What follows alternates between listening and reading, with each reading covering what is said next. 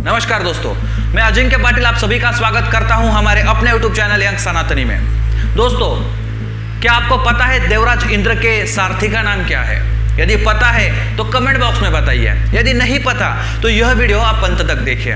दोस्तों, महाभारत से जुड़े कई सारे सवाल, उन सवालों के सही जवाब, उन सवालों के पीछे की रोचक कथाएं, रोचक जानकारी हम हमारे यंग सनातनी यूट्यूब चैनल पर चल रही महाभारत प्रश्नोत्तरी इस मालिका के माध्यम से आप तक पहुंचाते आ रहे हैं। यदि आप हमारे यूट्यूब चैनल पर नए हैं तो आप सभी से विनंती करते हैं कि हमारा यंग सनातनी यूट्यूब चैनल सब्सक्राइब कीजिए, वीडियो को लाइक कीजिए, शेयर कीजिए, क्योंकि महाभारत जैसे धर्म ग्रंथ का प्राथमिक ज्ञान हम सभी हिंदुओं को ना बहुत ही आवश्यक एवं अनिवार्य है। तो बिना किसी देर के हुए हम आज की वीडियो शुरू करते हैं। मात्र उससे पूर्व कल हमने आपको 3 सवाल पूछे थे, उन 3 सवालों के सही जवाब क्या है वह देखते हैं। कल का हमारा पहला सवाल था, उस मणि का नाम क्या है जिसके चोरी का आरोप भगवान श्री कृष्ण पर आया था? तो दोस्तों, उस सवाल का सही जवाब था सेमंतक मणि। दोस्तों, इस सेमंतक मणि के वजह से ही भगवान श्री कृष्ण की एक शादी भी हुई थी। बहुत ही रोचक कथा है जो मैं आपको अभी बताता हूं। दोस्तों, जब भगवान श्री कृष्ण द्वारका नामक अपना नगर बसाते हैं, उसमें सत्राजित नामक एक भगवान सूर्य नारायण का बहुत ही प्रिय भक्त होता है। वो भगवान सूर्य को प्रसन्न कर उनसे एक दिव्य मणि प्राप्त करता है। उस मणि की यह खासियत होती है कि वह मणि हर रोज 8 भार सोना देता था।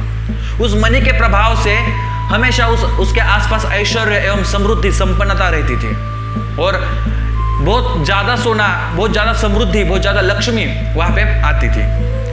एक बार क्या होता है कि भगवान श्री कृष्ण सत्राजित को कहते हैं कि इस मणि के सुरक्षता के लिए यह मणि तू हमारे राजा जो है उनके पास दे, उग्रसेन जी के पास।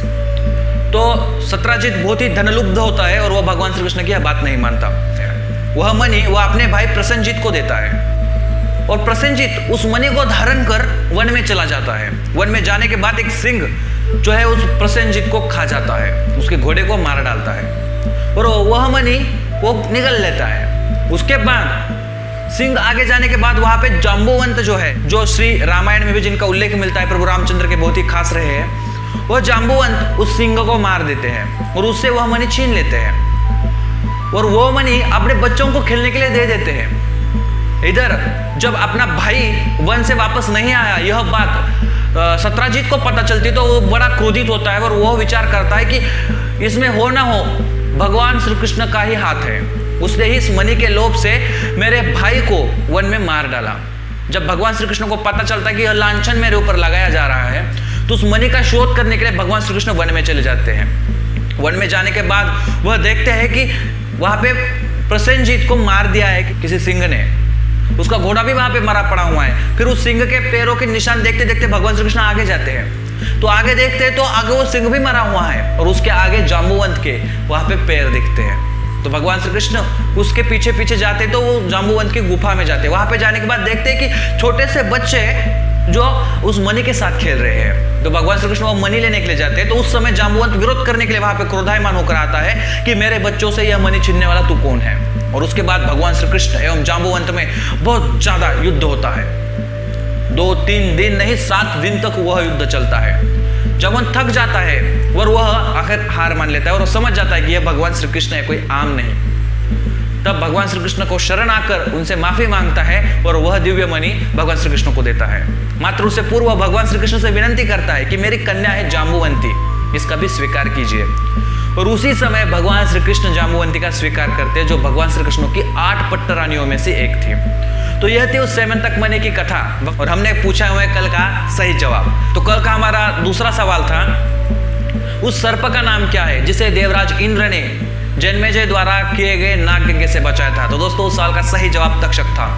तक्षक और इंद्र का बहुत ही ज्यादा स्नेह था, इसी वजह से हर बार तक्षक नाग को इंद्रदेव ने बचाया है। कल का हमारा तीसरा एवं आखिरी सवाल था, देवराज इंद्र के हाथी का नाम क्या है? तो दोस्तों, देवराज इंद्र के हाथी का नाम ऐरावत है, जो बहुत ही विख्यात है। दोस्तों, ऐसा भी कहा जाता है कि ऐरावत हाथी को 7 सूंडें होती है, इसी वजह से वो कुछ अलग भी है। तो यह थे कल के हमारे 3 सवाल और 3 सवालों के सही जवाब देने वाले विजयी सदस्यों के नाम आप यहाँ पे देख रहे हो।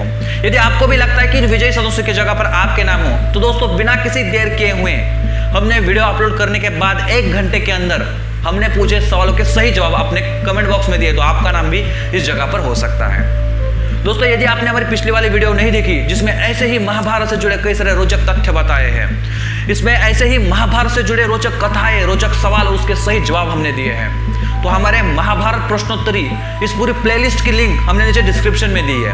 हमारी पिछली वाली वीडियो भी आप अवश्य देखिए, क्योंकि महाभारत से जुड़े कई सारे रोचक कथाएं आपको पता चलेंगी।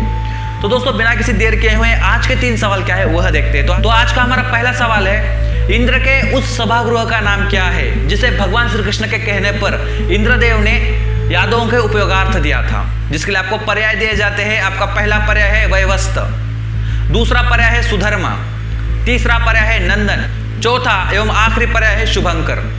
तो दोस्तों इंद्रदेव ने भगवान श्री कृष्ण के कहने पर बहुत ही सुंदर सभागृह यादवों को दिया था। उस सभागृह का नाम क्या है, इसके पीछे की कथा भी हम अगले वाली वीडियो में देखेंगे। तो दोस्तों आज का आपका दूसरा सवाल है, देवराज इंद्र के ध्वजा का नाम क्या है। दोस्तों कई सारे ध्वजाओं पर अलग अलग चित्र चिन्हित होते हैं, इसी वजह से उस ध्वजा को अलग नाम प्राप्त होता है। तो देवराज इंद्र के ध्वजा का नाम भी कुछ अलग था। तो देवराज इंद्र के ध्वजा का नाम आपको बताना है, जिसके लिए आपको पर्याय दिए जाते हैं। तो आपका पहला पर्याय है प्रवेणी, दूसरा पर्याय है मुक्तिका, तीसरा पर्याय है वेदांगिनी, चौथा एवं आखिरी पर्याय है वैजयंती। तो दोस्तों हमने पूछे इस सवाल के लिए आपको हमने 4 पर्याय भी दिए हैं।